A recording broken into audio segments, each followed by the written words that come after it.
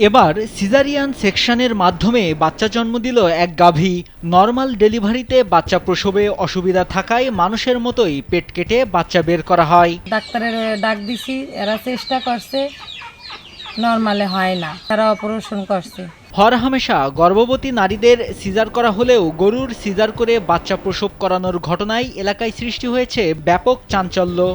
বাচ্চা নরমালিও হতে পারে, যদি স্বাভাবিকভাবে পেলভিক গার্ডল রিল্যাক্স হয় নরমালি হতে পারে। দ্বিতীয়বার সিজারেও বাচ্চা হয়েছে, এরকম রেকর্ডও বাংলাদেশে আছে। সুতরাং দ্বিতীয়বার বাচ্চা ধারণে বা যে বাচ্চা প্রসবে কোনো ধরনের সমস্যা হয় না সাধারণত। গাভীর প্রসব বেদনা শুরু হলে মালিক এআই টেকনিশিয়ানকে খবর দেন। অনেক চেষ্টা করে স্বাভাবিকভাবে বাচ্চা প্রসব করতে না পেরে এআই টেকনিশিয়ান উপজেলা প্রাণী সম্পদ হাসপাতালে চিকিৎসকদের খবর দেন। পরে তারা এসে বাড়িতে বসেই সিজারের মাধ্যমে গাভীর বাচ্চা প্রসব করান।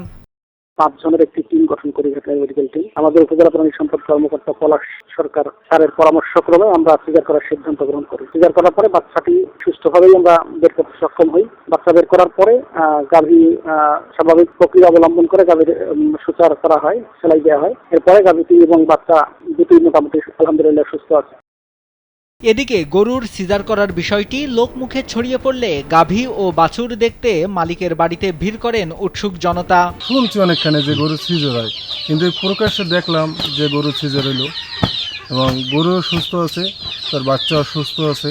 মানুষের সিজারে বাচ্চা হয়, কিন্তু গরুর কখন হয় কি না হয় এটা আমার জানা নাই, কিন্তু আমি দেখলাম যে গরুরও সিজার হয়। গেল 13 এপ্রিল বরিশালের গৌরনদী উপজেলার মলিহারা ইউনিয়নের বাঘার গ্রামে এ ঘটনা ঘটে। গাভীটির মালিক একই এলাকার শঙ্কর হালদার। ওষুধসহ সিজার করতে তার খরচ হয়েছে প্রায় 20,000 টাকা। বর্তমানে গাভী ও বাছুর দুটোই ভালো আছে। গৌরনদীতে এই প্রথম কোনো গাভীর সিজারে বাচ্চা প্রসব হয়েছে। নাইমুল হাসিব, কালবেলা।